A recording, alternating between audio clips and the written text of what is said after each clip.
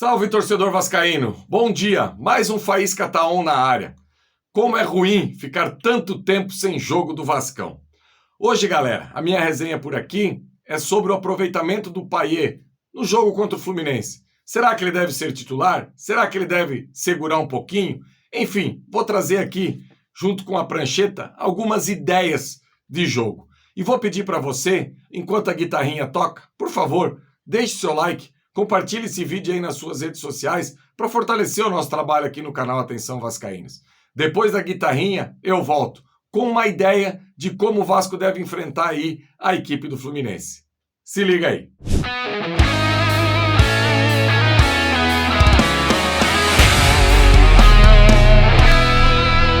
Então, torcedor vascaíno, cada vez aqui que eu gravo um Faísca tá on, em que eu trago uma possível escalação do Vasco, uma escalação que eu acho a mais coerente, a mais provável, a que melhor se encaixa com o adversário, sempre acaba gerando muita controvérsia.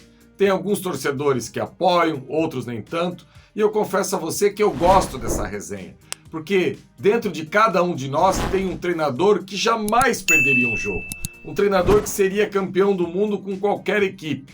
Cada um de nós tem os seus jogadores que são os protegidos, tem aquele que o seu amigo acha que joga um monte que você acha que não joga nada, e também, de outra maneira, tem aquele que você acha que é um craque, que seus amigos também não gostam, e isso faz parte do processo de quem gosta de futebol. E eu hoje aqui vim trazer aí uma possível escalação para o confronto contra o Fluminense, no próximo sábado, 16 horas. Um confronto cercado de muita rivalidade. E eu acho que o principal enigma que o Ramon Dias tem para desvendar e tentar arrumar o encaixe é o Payet. Será que o Payet sai jogando contra a equipe do Fluminense? Ou será que o Payet dá uma segurada? E ainda, essa notícia que caiu como uma bomba, a contusão do Marlon Gomes na seleção pré-olímpica. Ele que teve uma fratura aí no nariz, inclusive já está retornando, nem vai participar do segundo amistoso, para se incorporar aí ao elenco do Vasco, ao DM. Enfim, a gente ainda não tem a exata noção de qual o tempo de recuperação, se ele vai poder enfrentar o Fluminense ou não. Tem a questão sempre que quando tem esse tipo de fratura na face, alguns jogadores colocam máscara, conseguem jogar, outros não. Então a gente vai precisar esperar aí o Marlon Gomes. E já vou dar um spoiler aqui. Na minha escalação do Vasco, o Marlon Gomes é titular, com Payet ou sem Payet. Eu vejo o Marlon Gomes um jogador com muito potencial e com uma característica que essa equipe do Vasco precisa. E eu já vou falar aqui, a minha escalação contra o Fluminense, tendo o Marlon Gomes aí dentro de campo, eu partiria do seguinte princípio, torcedor. Eu colocaria o Payet de titular na equipe do Vasco, desde que o Praxedes não fosse titular. Eu não vejo a possibilidade de tentar montar uma equipe para enfrentar uma equipe igual a do Fernando Diniz, que tem tanta mobilidade, que acaba tendo tanta posse de bola, com dois jogadores com a recomposição de Praxedes e de Payet. Num primeiro momento, eu vejo que o técnico Ramon Dias poderia escalar aí um meio de campo com Zé Gabriel, Paulinho, Praxedes, Marlon Gomes. Lá na frente, o Verratti e o Peck.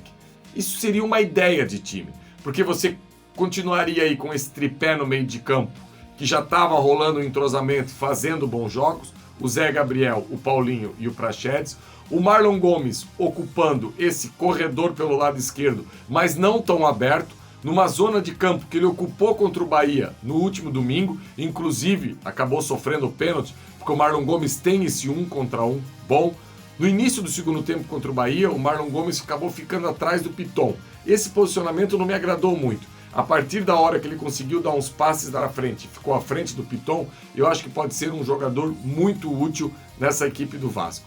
Então, eu acho que esse posicionamento para você enfrentar o Fluminense num primeiro momento seria o melhor. E o Praxedes pela questão de ter a posse da bola, que é um jogador que cadencia o jogo.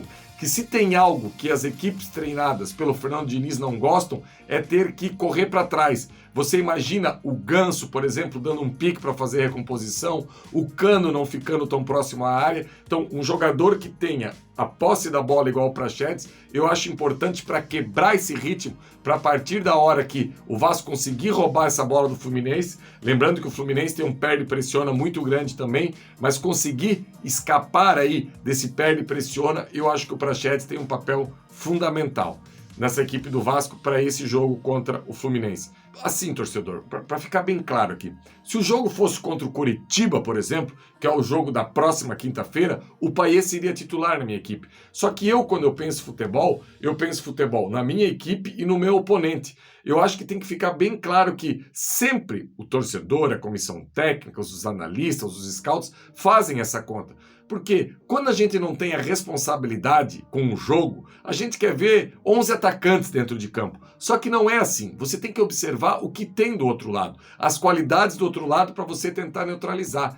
Então não dá pra gente querer escalar uma equipe do Vasco romântica, uma equipe que não tenha muita pegada, que não tenha muita mobilidade, que vai acabar sendo atropelado. Então eu acho que num primeiro momento o Payet eu seguraria um pouquinho, até pela questão física, lembrando que se ele entra no intervalo, a galera do outro lado já está com meio tanque e ele está com o tanque cheio ainda. Então é importante isso também, você pegar do outro lado jogadores mais desgastados. E eu nunca, jamais vou querer abrir mão do Payet pela qualidade que ele tem. Um jogador que tem uma bola parada excelente, um jogador que tem chute de média e longa distância muito bom, um jogador que tem uma visão periférica. Por exemplo, o passe que ele dá para o Jair no outro domingo é sensacional. Um jogador comum ali abaixaria a cabeça e tentaria fazer o gol. E eu acho que pela qualidade do Payet, ele até faria o gol dando na bochecha da rede lá do outro lado. Só que é um jogador que tem tanta visão periférica, trabalhou tanto na Europa em espaço curto, porque lá as coisas acontecem no menor espaço de campo, que ele consegue achar um passe daquele como ele achou para o Jair, chegando de frente. Infelizmente o Jair acabou não fazendo o gol. Então, num primeiro momento, eu seguraria o Payet com esse jogo contra o Fluminense e depois eu tenho certeza que já no jogo contra o Coritiba, contra o América Mineiro, ele vai ganhar a condição de titular. Mas, inclusive, nesses jogos que ele for ganhar a condição de titular, eu acho que o melhor esquema do Vasco é com o Praxedes dando essa vaga para o Payet. Com a gente conseguindo aí montar um meio de campo com Zé Gabriel, Paulinho, Payet e Marlon Gomes. Tentar pegar a prancheta aqui para ficar mais fácil para o torcedor entender. Verratti, nosso centroavante, um extrema pela beirada, Peck ou Rossi, aí depende do entendimento do Ramon Dias. Aqui o Marlon Gomes ocupando essa faixa de campo e aqui um tripézinho com o Praxedes, isso para o jogo contra o Fluminense, né, torcedor? O Praxedes, o Paulinho e aqui o Zé Gabriel. Eu acho que esse é o melhor modelo para esse jogo. A partir da hora que o Payet estiver bem, eu coloco o Payet aqui atrás do Verratti. E por que eu falo isso? Para quando o Vasco perder a bola, o Marlon Gomes ocupando esse espaço aqui, ele desce, faz a recomposição por aqui, o extrema que tiver desse lado, o Rossi ou o Peck, fecha o canto, e daí Verratti e Payet não tem esse desgaste, porque acaba formando uma linha de 4 jogadores aqui, por exemplo, Zé Gabriel, Paulinho, o extrema que tiver do lado de cá e por aqui o Marlon Gomes. E aqui na frente, esses dois jogadores, tanto o Verratti quanto o Payet, não precisariam dar esse pique na diagonal para cá, apenas fechariam. Como foi semana passada contra o Bahia, o Payet teve que dar alguns piques desses de recomposição. O torcedor deve lembrar que à frente dele tinha o Sebastião e o Verratti, e o Payet ficou aqui. E a gente ficou sem beirada praticamente. O Marlon veio jogar no corredor esquerdo, mas aqui o Peck caiu. Então a gente vinha a todo momento, o Payet dando esses piques aqui para fazer essa recomposição. E precisa fazer. O futebol hoje exige que, taticamente, todos os jogadores envolvidos tenham as suas funções defensivas. E com o Payet não vai ser diferente. Só que eu não acho legal ter o Payet e mais 2 jogadores à sua frente. Para situações específicas de jogo, como foi semana passada contra o Bahia, o Vasco está perdendo, tem o domínio do jogo, tem que empurrar o adversário, ok. Mas para um início de jogo, eu não vejo o Vasco jogando com 2 homens de área e o Payet aqui. Eu vejo que as extremas ficam muito vulneráveis para o adversário. Então, eu prefiro o Payet com o Verratti à sua frente, um extrema, e o Marlon Gomes ocupando esse espaço. Então, eu acho que esse é o modelo que o Vasco deve ter contra a equipe do Fluminense. No primeiro tempo, o Prachetes, por essa questão de ter a bola, dava uma seguradinha no Payet. E no segundo tempo eu colocaria o Payet para dentro do campo para dar esse toque de qualidade. E o importante é, a partir da hora que conseguir roubar essa bola do Fluminense, porque é o seguinte, torcedor, lá no Campeonato Carioca, uma das melhores partidas que o Vasco fez sobre o comando do Barbieri, foi enfrentando o Fernando Diniz. Por quê?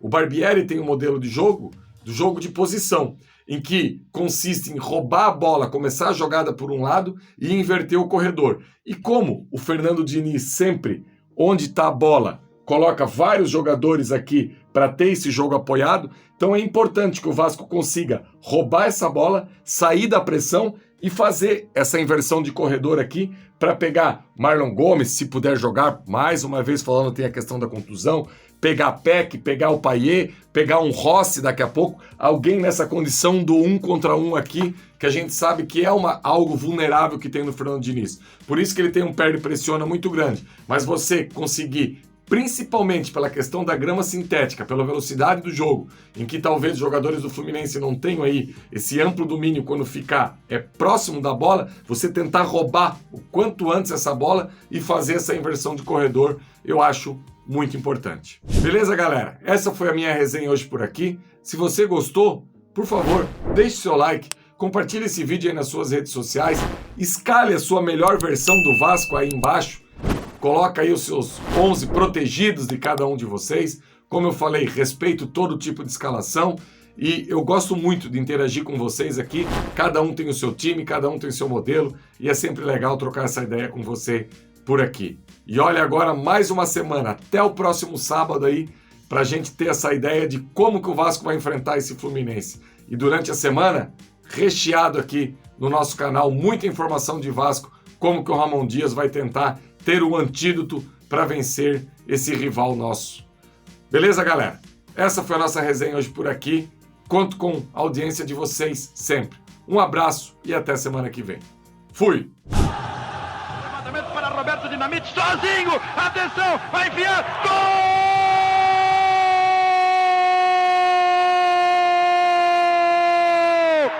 Que golaço maravilhoso do moço que mora em Caxias!